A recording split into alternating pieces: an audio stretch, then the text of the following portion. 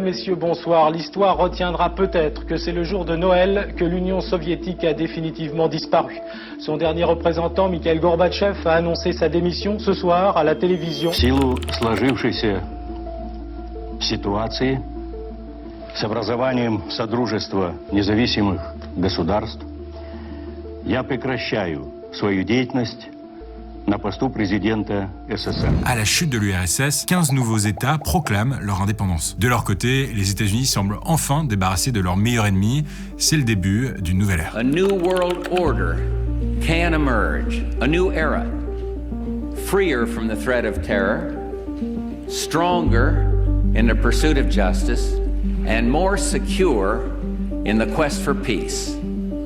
An era in which the nations of the world, East and West, North and South, can prosper and live in harmony. C'est bien simple, dans les années 90, les États-Unis se considèrent comme le gendarme du monde. Et ça passe d'abord par une diplomatie musclée. Regardez ce document, il détaille la stratégie de sécurité nationale américaine en 1998. L'administration américaine doit être en mesure de répondre, sur son territoire et à l'étranger, à l'ensemble des menaces et des crises pouvant survenir. Ce qui est intéressant, c'est ce truc-là. Sur son territoire et à l'étranger. Ça veut dire que les États-Unis sont prêts à intervenir en dehors de leurs frontières, au plus près des zones de conflit. Et ça va pas rester qu'une théorie. Avec l'appui de l'OTAN, une alliance politique et militaire qui réunit les grandes puissances occidentales, les États-Unis vont multiplier les interventions militaires un peu partout dans le monde. En 1992, les soldats américains posent le pied en Somalie pour sécuriser le pays en pleine guerre civile. En 1995, pareil en Bosnie-Herzégovine pour mettre fin aux massacres sur les minorités ethniques et religieuses. Et en 1999, même chose au Kosovo pour stopper la répression